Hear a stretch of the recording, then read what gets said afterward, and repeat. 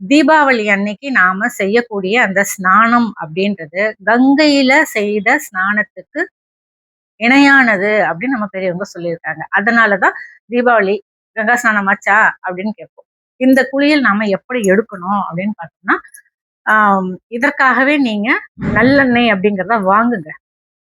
நம்ம சமையலுக்கு பயன்படுத்துறது ஆல்ரெடி நான் வீட்டுல வாங்கி வச்சிருக்கேன் அப்படிங்கிறத காட்டிலும் தீபாவளிக்காக நல்லெண்ணெய எந்த அளவுக்கு வேணுமோ வாங்குங்க. செக்கு எண்ணெயாக இருந்தா ரொம்ப நல்லது. நல்லெண்ணெய் சுத்தமா இருக்கும் வாங்கிட்டு அந்த நல்லெண்ணெய நீங்க காய்ச்சினாலும் பரவாயில்ல, இல்லைன்னாலும் பரவாயில்ல. அதாவது சூடுபடுத்தினாலும் பரவாயில்ல, இல்லைன்னாலும் பரவாயில்ல. அந்த நல்லெண்ணெய ஒரு சிட்டிகை மஞ்சள் பொடி போட்டுட்டு பூஜை அறையில வச்சு எடுத்துட்டு குடும்பம் சகிதமாக எல்லாருக்கும் அதை பயன்படுத்துறதுக்கு நீங்க வச்சுக்கலாம். ஒருத்தர் பயன்படுத்திய எண்ணெய் அடுத்தவர்கள் பயன்படுத்தக்கூடாது. அதையும் நீங்க பார்த்துக்கணும். நீங்க தேய்ச்சிக்கிறீங்களா, உங்களுக்கு மட்டும்தான் அந்த எண்ணெய்.